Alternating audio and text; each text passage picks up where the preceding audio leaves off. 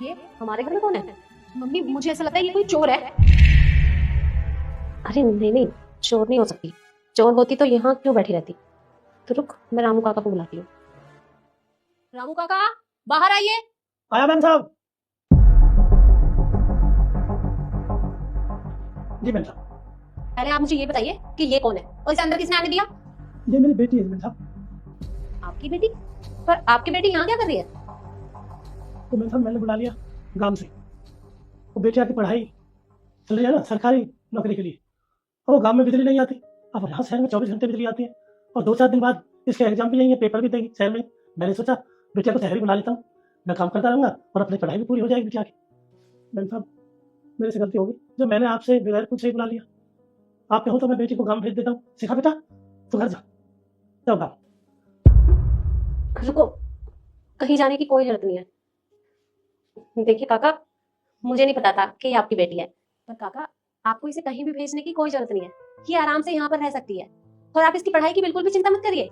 मेरी बेटी पढ़ाई करती रहती है तो ये भी मेरी बेटी के साथ रहकर ही पढ़ाई कर लेगी। हाँ, बिल्कुल भी इसकी टेंशन मत लो।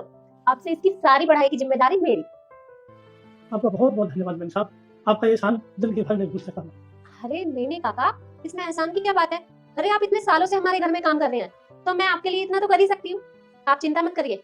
पर हाँ, जब आपकी बेटी पास हो जाए तो मिठाई खिलाना मत भूलिएगा। क्यों नहीं मैम साहब, मिठाई बिल्कुल मिठाई। और आप बातों से आए ना, बैठो मैं चाय बना कर लाता हूँ। ठीक है, हाँ जी बैठो। बैठ बेटा।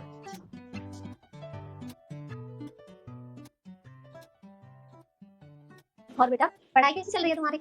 अच्छी चल रही है। ठीक है, अगर कुछ भी पूछना हो तो ईशू से पूछ लेना। जी, आपका बहुत बहुत शुक्रिया। भगवान को मानते हो तो लाइक कमेंट सब्सक्राइब करो। मैम साहब आपके लिए मिठाई। मिठाई?